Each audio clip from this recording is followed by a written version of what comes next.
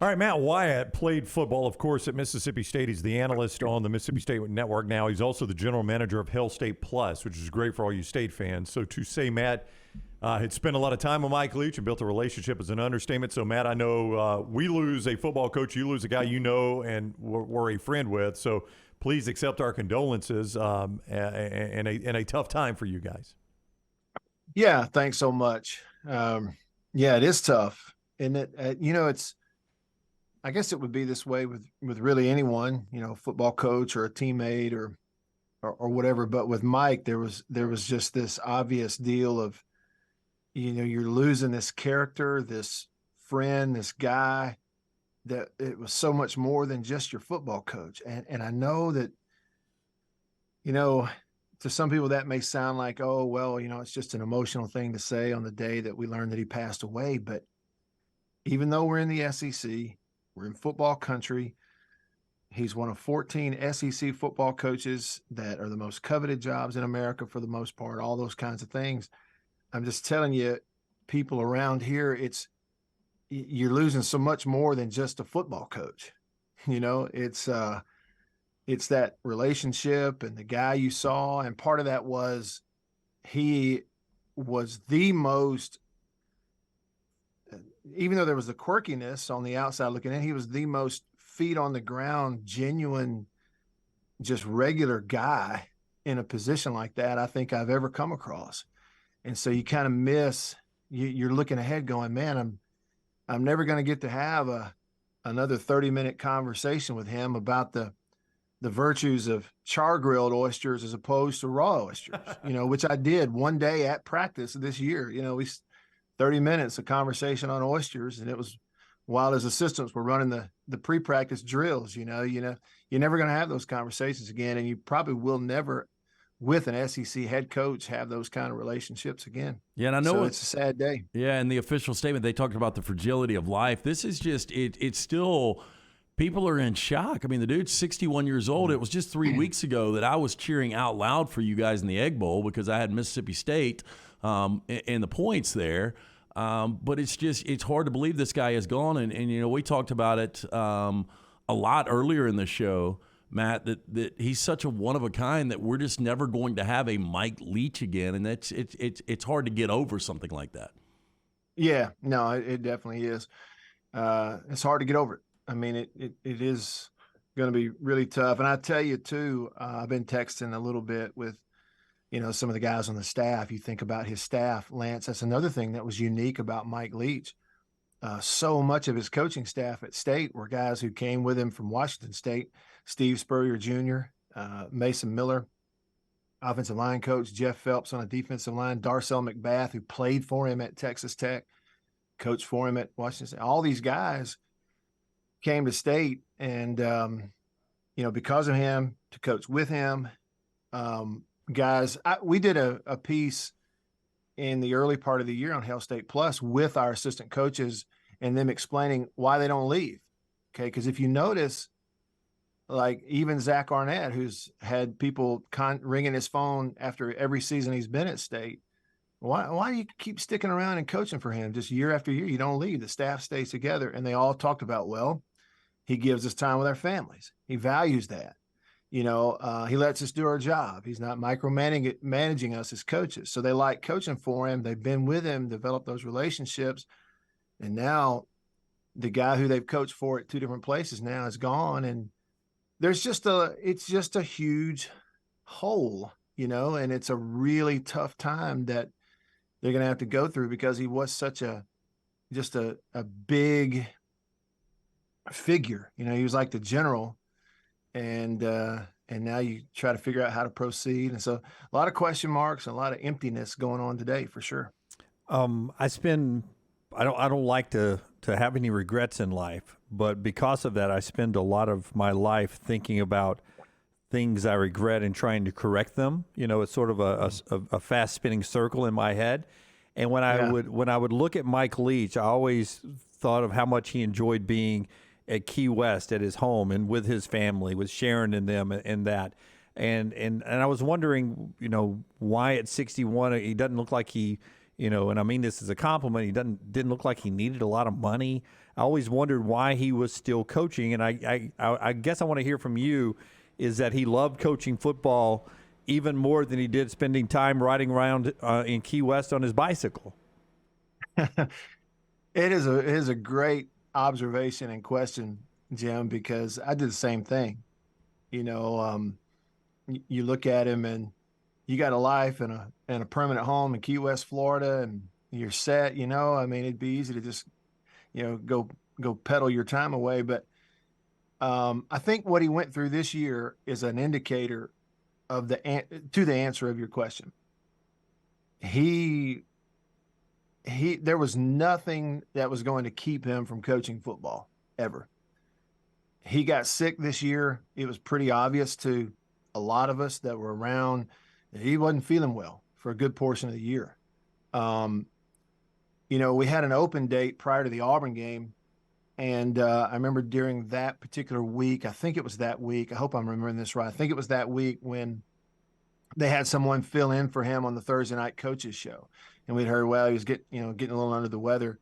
You know, he kind of had the cough. But then the next week after the Auburn game, of course, it rained on him on the sideline. It was freezing cold. And in the postgame of the Auburn game, he had a really hard time with the coughing, even kind of completing the sentences in our postgame interview and stuff. And I thought, no, that's different than the normal clearing your throat. He's gotten sick, you know.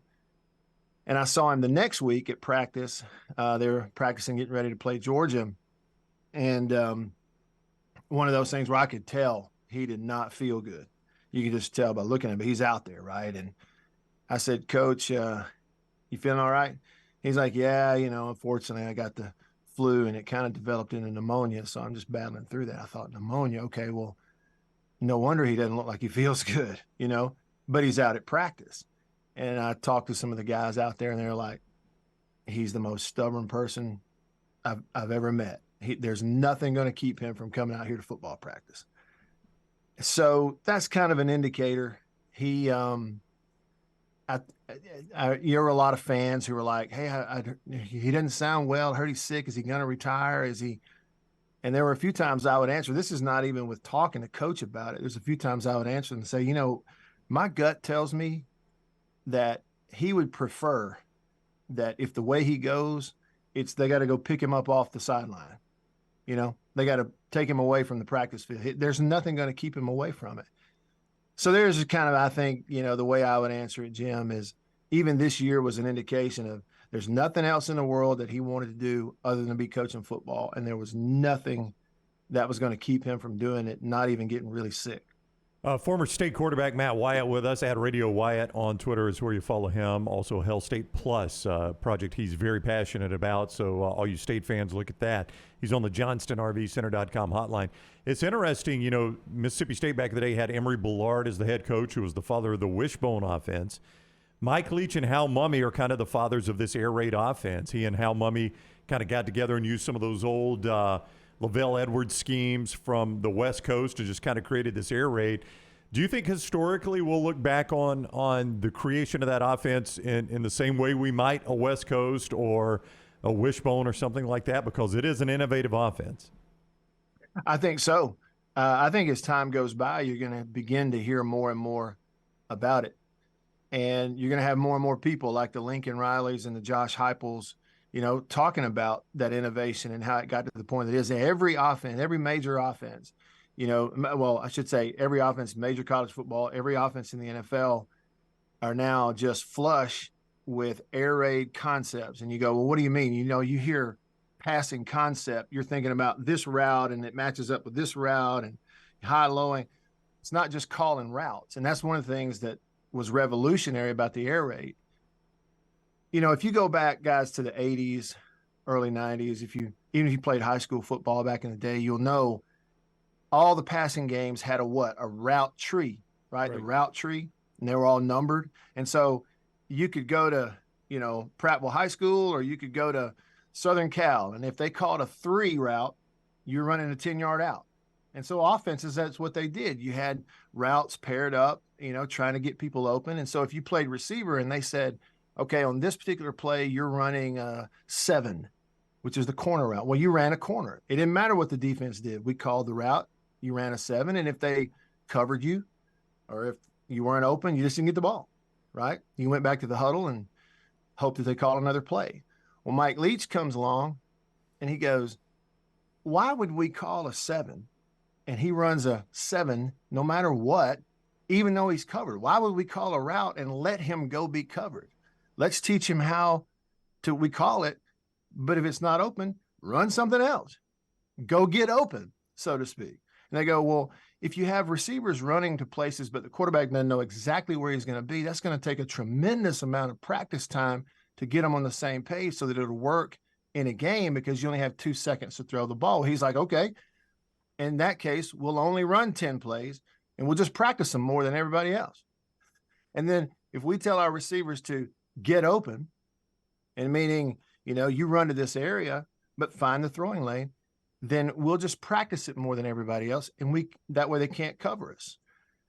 It was innovative at the time in that other people weren't doing it, weren't willing to tell receivers, hey, you're a receiver, you're going to read the coverage just like the quarterback is. And so that's why as the air raid began to grow, you'd watch their offense and go, man, they just had 4 guys wide open on this play. How did they get all those guys open? Well, it's because they're not telling them where to go. They're telling them where they're allowed to go based on the defense. Now, everybody's doing that, and that's kind of a fundamental reason that it was revolutionary. Matt, I know the timing is delicate, and I don't want to be disrespectful at all, and you don't have to answer this if you don't feel comfortable answering, but, we had Clay Travis on earlier, and he had a relationship with Mike, and he said, look, this is a point, because Dunaway pointed out, this is a big business. And, Mississippi State, sooner or later, they're going to have to look forward to what the future is. I know Zach Arnett is that guy right now, but Clay's point was Mike Leach is the kind of guy that would want Mississippi State to go ahead and figure out who that next guy is. Is it Zach Arnett at least for a year? Well, I'll personally, so if I answer it on a personal level, there's some emotion tied into that. I'll admit that. But personally, I hope that Zach gets an opportunity to be the head coach.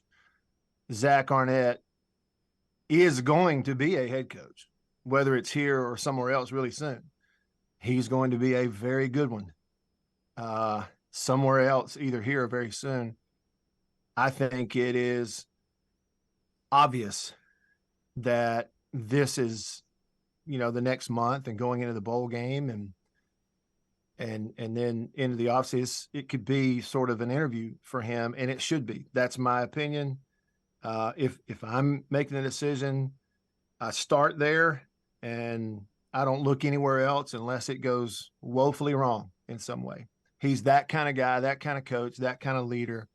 I've been around him enough to really feel strongly about that. And so then you go, okay, well, if he's been coordinating your defense, then what? The other thing about it is, you've spent now 3 seasons developing your roster into this air raid offense roster. You need to continue that. You've been recruiting to it. You've built the roster to it. Things like you don't have any tight ends on the roster. Why? To fit the Mike Leach air raid. Well, who knows that as well as anybody? You got a guy right there on staff, and Steve Spurrier Jr., who's coached with him forever, who knows the offense, the calls, the teaching, the way they run the plays, the checks like the back of his hand. He's been running the offense in practice forever anyway.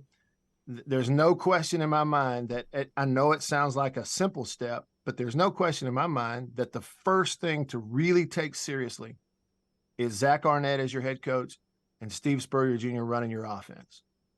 And there's some opinion in that, and I'm not, throwing it out there willy-nilly and trying to hold anybody's feet to the fire. I just really strongly, feel that way.